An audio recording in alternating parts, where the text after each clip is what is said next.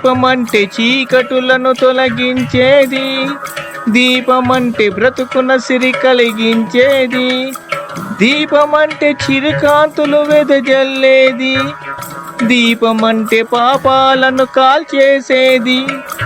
సూర్యుడొక్క దీపం, ఆ చంద్రుడొక్క దీపం, మన తనువును ఆడించే ప్రాణమొక్క దీపం. సూర్యుడొక్క దీపం, ఆ చంద్రుడొక్క దీపం, మన తనువును ఆడించే ప్రాణమొక్క దీపం. దీపమంటే చీకటులను తొలగించేది, దీపమంటే బ్రతుకున సిరి కలిగించేది. జ్ఞానమొక్క దీపం, ఆ ధ్యానమొక్క దీపం, మన కర్మను మోసేటి కాలమైన కవనం. జ్ఞానమొక్క దీపం, ఆ ధ్యానమొక్క దీపం, మన కర్మను మోసేటి కాలమైన కవనం. దీపమంటే చిరుకాంతులు వెదజల్లేది, దీపమంటే పాపాలను కాల్చేసేది. దీపమంటే జ్ఞానం రా, దీపమంటే యోగం రా, దీపమంటే సమరం రా, దీపమంటే అమరం రా. దీపమంటే జ్ఞానం రా, దీపమంటే యోగం రా, దీపమంటే సమరం రా, దీపమంటే అమరం రా. దీపమంటే తరతరాల మూలధనం రా, దీపమంటే జీవన భృతి ప్రాణస్వరం రా. కన్నీటిని కాల్చేటి అగ్నిగుణం రా, కష్టాలను కడదేర్చే అగ్నిస్వరం రా. దీపం దీపం దీపం దీపం దీపం దీపం దీపం దీపం. నమః శివాయ, నమః శివాయ, నమః శివాయ.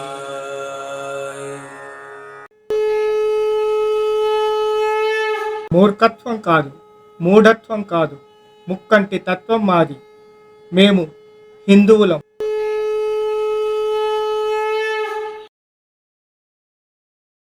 ఆదిలక్ష్మీదేవి దీపారాధన విధానం. డబ్బు చేతి నిండా కనపడ్డా సమయానికి మాత్రం అప్పు చేయాల్సి వస్తుంది. 10 మందిలో పరపతి ఉంది, కానీ ఎవ్వరికీ తెలియని, ఎవ్వరితో చెప్పుకోలేని ఆర్థిక సమస్యలు వెంటాడుతున్నాయి. బట్ట మీదేసుకొని బ్రతుకుతున్నాం.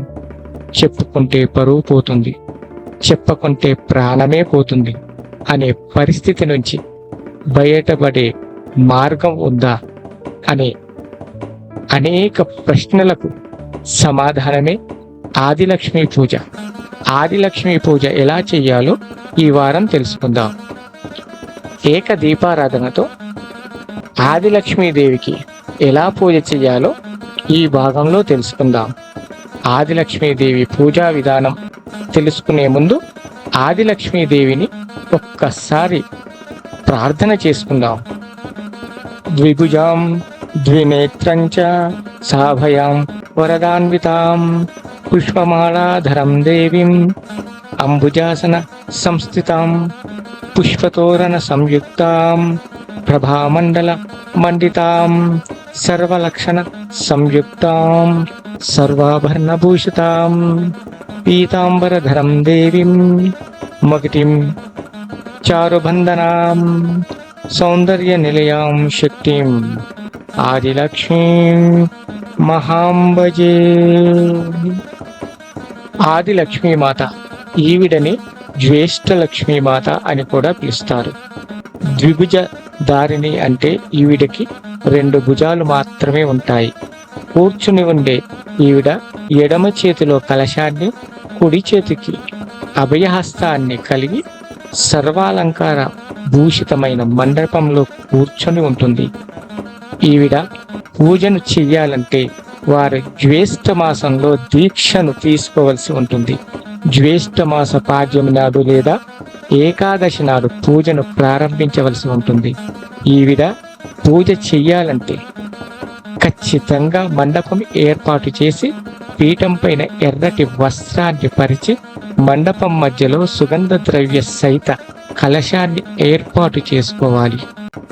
ధన ఆకర్షణ కోసమైతే అమ్మవారు తూర్పు వైపు, మనశ్శాంతి కోసమైతే ఉత్తరం వైపు, అప్పుల బాధ తొలగాలంటే దక్షిణ వైపు, అధికార ఆకర్షణ కోసమైతే పడమర వైపు అమ్మవారి చిత్రపటం యొక్క ముఖం ఉండేలా చూసుకోవాలి.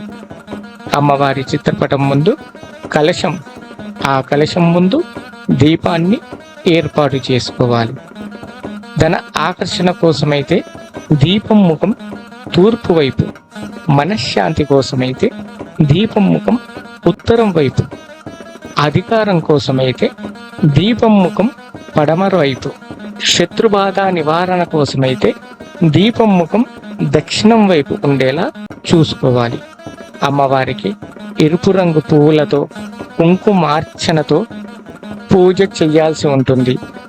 ఆదిలక్ష్మీదేవి పూజ చేసేవారు జ్యేష్ఠ మాసం ఖచ్చితంగా దీక్షను పాటించాలి. ప్రతిరోజు పాలకాయ కొట్టాలి. దానిమ్మ పండ్లను నైవేద్యంగా సమర్పించుకోవాలి. ఈ మాసం మధుమాంసాలకు దూరంగా ఉండి ఒక పూట అల్పాహారం, ఒక పూట మహానివేదనం చేసిన నైవేద్యాన్ని పూజించాలి. మిగతా మాసాల్లో ఆదిలక్ష్మీదేవి పూజ చెయ్యాలనుకునేవారు ప్రతిరోజు అమ్మవారి పూజ చేసుకుంటూ ఆదివారం రోజు మాత్రం ఉపవాస దీక్ష పాటించాల్సి ఉంటుంది. ఇలా ఆదిలక్ష్మి అమ్మవారి పూజ చేసినట్లయితే వ్యాపారంలో కలిసి వచ్చి సమయానికి డబ్బు అందుతుంది. అప్పుల బాధ నుంచి ఉపశమనం కలుగుతుంది.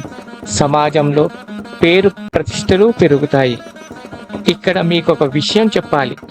ఆదిలక్ష్మి అని పిలిచిన, జ్యేష్ఠ లక్ష్మి అని పిలిచిన ఒకటే, కానీ నోరు తిరగక జ్యేష్ఠ లక్ష్మిని జ్యేష్ఠలక్ష్మి అని మాత్రం పలకకండి.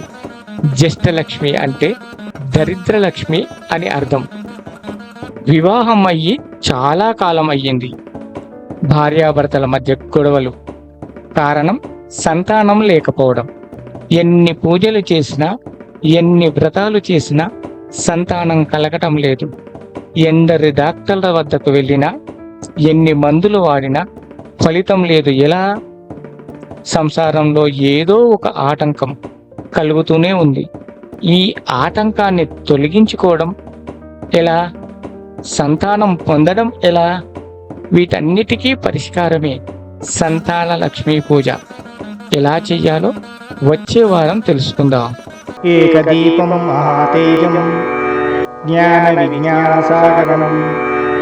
ఓం శాంతి శాంతి శాంతి.